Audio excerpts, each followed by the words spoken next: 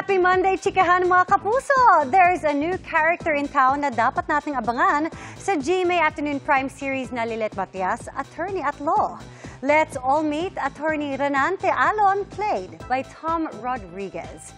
But the question is, kaibigan o kaaway kaya siya ni Attorney Lilet? Makichika kay Lars Santiago. People of the Philippines. Sa pagharap ni Attorney Lilet Matias sa pinakamabigat at pinakamatinding kasong kakaharapin niya. Versus Lilet Matias. Attorney. Action! May bagong dadagdag na karakter. Gagampanan niya ni Tom Rodriguez na excited mapabilang sa top-rating GMA Afternoon Prime Series na Lilet Matias, Attorney at Law. Sa unang araw pa lang niya sa taping, ganado na raw sa trabaho si Tom. Si Attorney Renante Alon.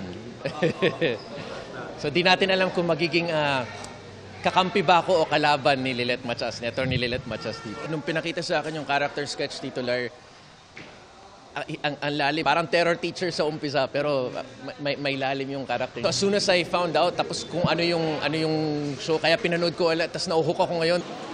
Nagkaroon ng 2 months break si Tom nang magpunta sa Amerika at nakifiesta rin sa kanyang hometown na Catbalogan, Samar.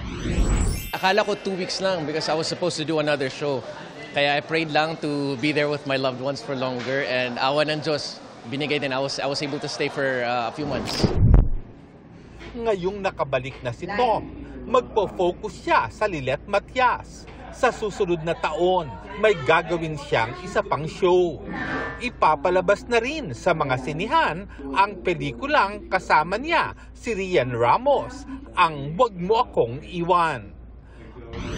Lars Santiago, updated sa Showbiz Happening.